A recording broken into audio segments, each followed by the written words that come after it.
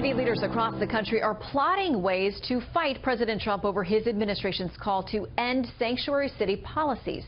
We've got Fox team coverage on this tonight. Rick Leventhal in New York with day 2 of an unprecedented conference featuring training on how cities can break federal immigration law. First up, though, correspondent Doug McKelway in Rockville, Maryland, where illegal immigration is at the center of a sexual assault investigation. Good evening, Doug. Good evening, Shannon. Defense attorneys representing the 2 illegal aliens in this case have maintained their innocence from the beginning. But today, one defense team produced actual evidence which they say bolsters that claim of innocence.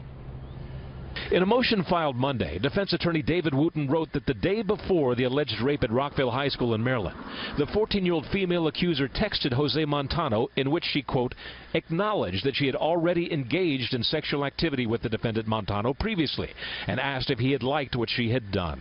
And the complainant agreed in the text conversation the night before the incident to have sex with defendant Montano at Rockville High School the next day during PE class. Asked to respond, Montgomery County Police today said it does not change its belief expressed last week that she was raped. She's absolutely adamant that she did not want this to happen whatsoever at all. Fox News also learned that Friday, ICE agents arrested 18-year-old suspect Henry Sanchez Millan's father.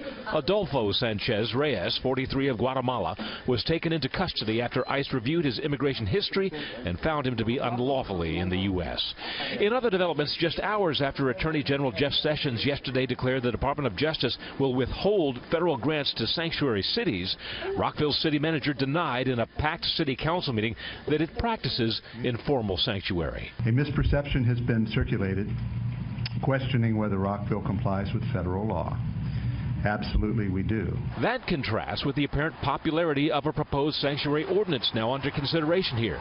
Its sponsor, Councilmember Julie Polakovich-Carr, refused to talk with Fox News last night about it, but among the many citizens who spoke at the meeting, none was opposed. Do everything in your power to keep our Rockville city officers focused on keeping our community safe and not enforcing racial immigration orders that are just making our surroundings more hostile. I brought my passport to prove that I'm a U.S. citizen, but I do not want to have to carry this everywhere to prove that I belong here. I don't like criminals. A day earlier, about 100 anti-sanctuary protesters rallied outside the city hall. But in overwhelmingly Democratic Montgomery County, where no Republicans serve in elective office, they represent a small minority.